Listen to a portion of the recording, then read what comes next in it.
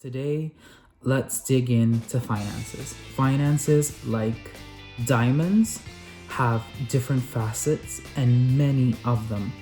So, a brilliant diamond would have a certain amount of facets and so much clarity. And that's how your finances should be. They should be clear and they should be able to be brilliant. You want to have the most brilliant finances that you can have. And knowing me, knowing the financial struggles that I've had, and knowing the amount of income that I've had coming in, it's not much, and a lot of my community members also don't have much income, and we know how to balance budgets. We've been balancing budgets for all of our lives, and I know how to go to the store and look for a deal, look for a special, add a coupon to make it as least costly as I can, or as most cost effective as I can. I want to make sure that I have enough to go around for all of my projects, and so that I can do multiple things. You have to pay your bills, you have to do this, you have to do that, you have to do that and that and that and that, and etc. But before this video gets to be super long, what I really want to talk to you today is about banking. So that's the first step, I think, in financing, is deciding how you bank. So if you don't make much money to begin with, the way that you bank can really tell you how much you're paying attention to your finances. And so most people that I know don't pay much attention. They're living in low income apartments. They don't make they don't make over $20,000 a year, and so they are banking the wrong way as well, and they're just spending more money than they should. And so most of you have the big banks out there, with at least one or two accounts. You might have that Chase Bank, you might have that Bank of America, the Capital One, the Wells Fargo, even the Santander Bank, whatever have you. Most of these banks are charging you to keep your money in them, right? And you go to them because they're supposed to be trustworthy, and they are trustworthy. I've had my share of experiences, and I know you've had your share of experiences. I, like most other Americans, have had a financial problem where someone else takes your money or something happens with your money.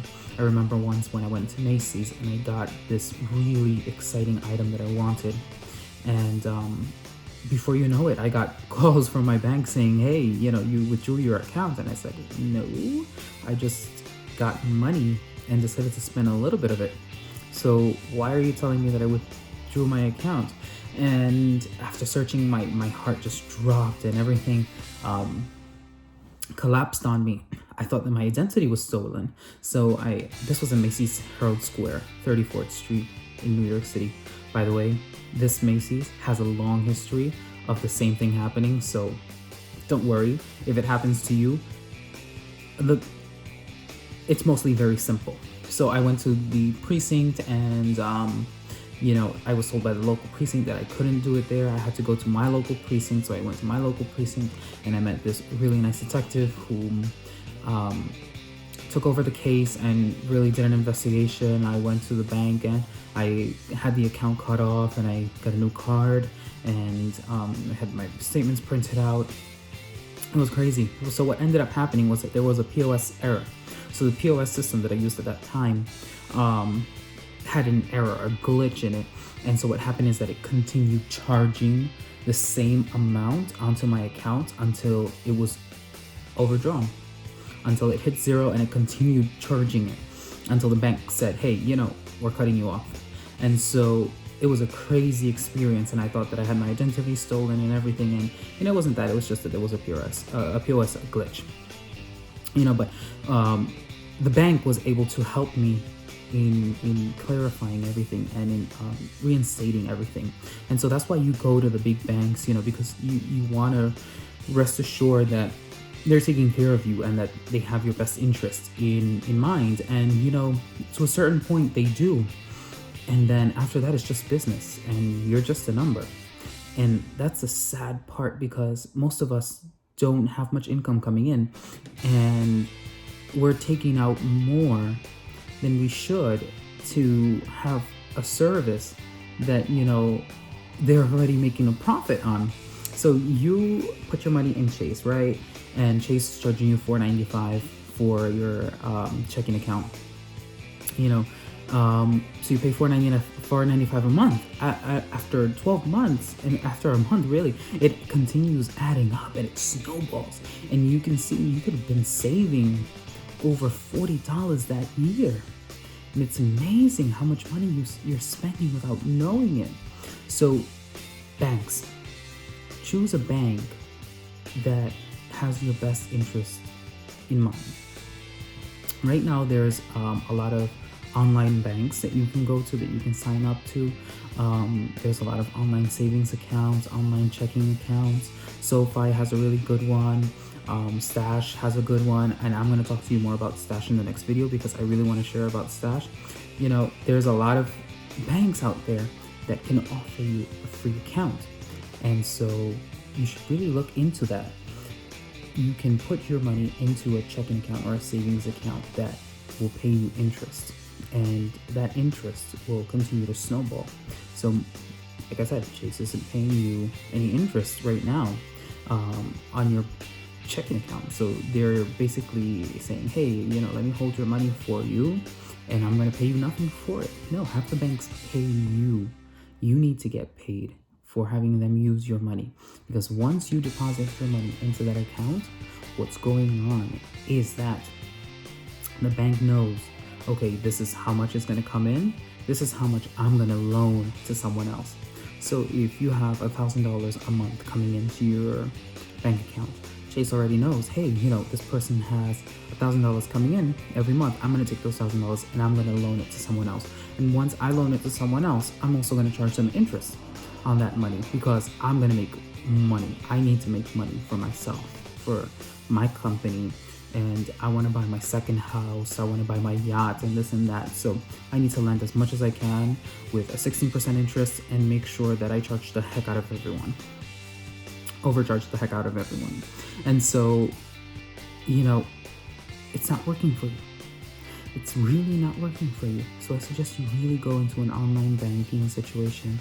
You decide, look at all of the platforms, look at everything. They're all trustworthy, especially if they're FDIC insured. I'm telling you, no bank is going to go into FDIC insurance just to be a night owl, a fly-by-night owl.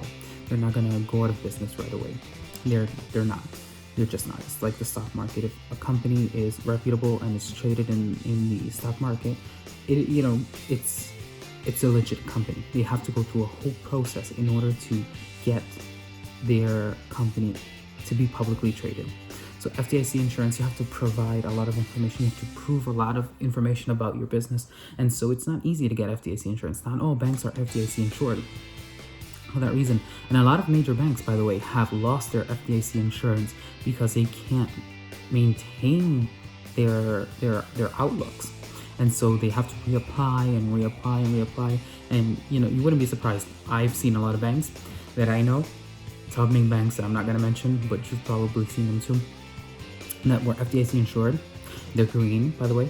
And then they lost their FDIC insurance because something went on.